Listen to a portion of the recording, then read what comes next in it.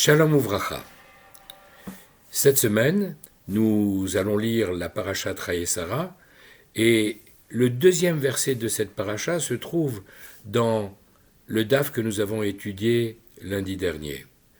Mais également, deux autres versets de la paracha précédente, Vayera, dont l'un fait écho à celui que j'ai évoqué précédemment, sont également sur ce même daf, 16 Amoudbet, Tetzaïn Amoudbet, que nous avons étudié lundi. Alors, regardons le texte de la Gemara Rosh Hashanah, qui nous dit, au nom de Rabbi Yitzhak, qu'un homme n'est jugé que par rapport à ses actes au moment où l'on parle. Et on l'apprend d'où? On l'apprend de cette prière qu'a adressée Ishmaël, ce bébé qui était en train de mourir de soif, et Hachem a entendu sa prière, et même, comme nous le rapporte le Midrash, si les anges ont protesté en disant « mais plus tard ce même Ishmaël va faire du mal à tes enfants, aux enfants d'Israël, en les laissant mourir de soif lorsqu'ils seront en chemin vers le lieu de captivité », et la réponse c'est « Kishama Elohim El Kol Anahar Ba'asher Usham » Elohim, le Dieu de justice, ne juge un individu que par rapport à l'endroit où il se trouve, à son état actuel, et pas sur les actes aussi terribles soient-ils qu'il pourrait commettre plus tard. Il y a ensuite, toujours au nom de ce Rabbi Yitzhak, trois choses qui sont citées et qui peuvent rappeler les fautes de l'homme au moment où il est dans une situation qui est décrite. Par exemple, il passe sous un mur qui est penché, qui est branlant. Alors, c'est comme s'il compte sur le miracle qu'il attend d'Hachem pour le sauver. Et on dit, mais attends, il mérite un miracle, cet homme-là, attends, regardons son dossier.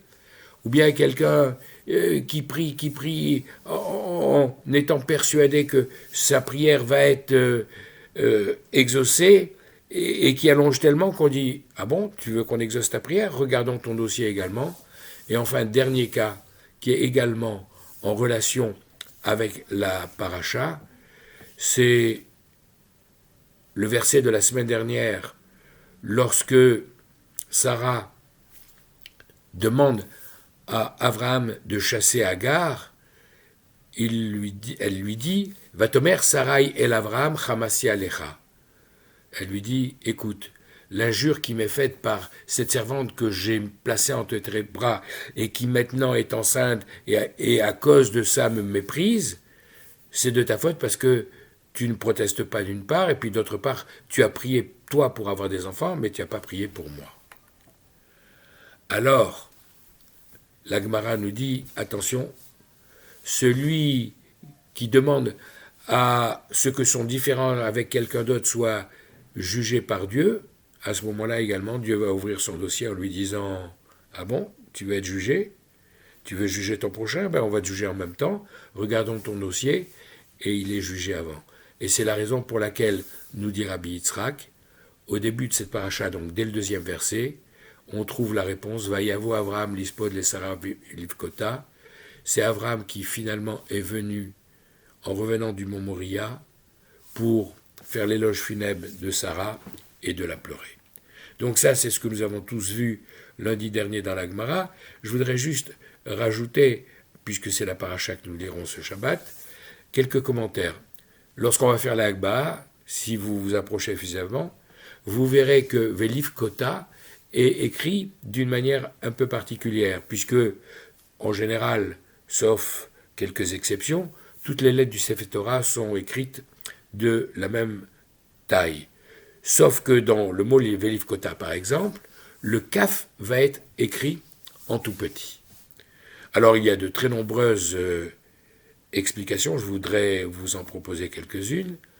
La première, c'est que dans le Midrash Rabbah, on nous dit que ce fameux psaume, ce fameux texte plus exactement que nous chantons chaque vendredi soir, Eshetraïl, qui est la fin du livre de Michelet des proverbes du roi Salomon, Eshetraïl, cette femme vertueuse à Teret Berla qui est la couronne de son mari, eh bien, il s'agit d'Abraham, couronné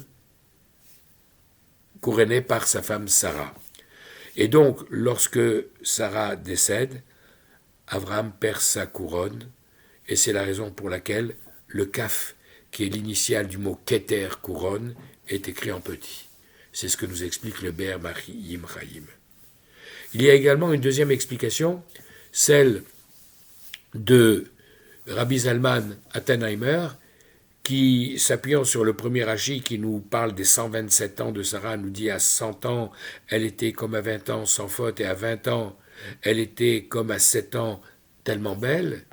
Il nous dit, le 20, qui est symbolisé par la lettre Kaf dans c'est la Gematria, il a deux explications, les fautes et la beauté. Alors on va retenir que celle qui concerne les fautes, et on va écrire en petit pour ne dire qu'on ne prend qu'un des deux aspects, en considérant que celui qui est relatif à sa beauté, au moment où il fait son éloge funèbre, est secondaire par le rapport à celui qui est de dire qu'elle était sans faute. Enfin, le Baal HaTurim nous dit que le kaf est petit pour nous dire qu'il n'a pleuré qu'un peu, qu'on ne doit pleurer qu'un peu. On doit faire l'éloge funèbre, rappeler les qualités de la personne qui vient nous quitter, mais les pleurs doivent être limités. Et en particulier dans ce cas-là, comme nous explique le Dvash Vechalav, en nous disant, comme nous le chantons le jour de Rosh Hashanah et d'ailleurs de Kippour et Tshahar et Ratzon, c'est le jour de Yom Kippour qu'a eu lieu la Akedat Yitzhak qui concluait la paracha précédente.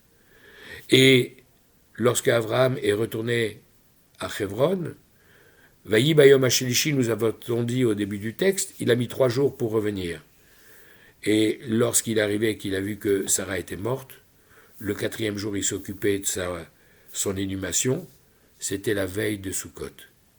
Et comme on le sait, un Yom Tov, comme le jour de Sukkot, interrompt le deuil, interrompt les Shivas, et c'est la raison pour laquelle il n'a pleuré qu'un peu. Également, le fait que le kaf soit écrit petit, c'est comme s'il n'existait pas, et on peut le lire Ulbita. Et c'est sur cette interprétation que certains s'appuient pour nous dire que, en réalité, Sarah avait donné naissance non seulement à Yitzhak, mais également à une fille qui est décédée en même temps, et c'est la raison pour laquelle il a pleuré Sarah et sa fille, nous dit cette explication. Il y a encore de nombreuses autres explications et commentaires que je vous laisse déguster pendant ce Shabbat. Shabbat Shalom, Vechol Tov, Bracha Ve'atzlacha.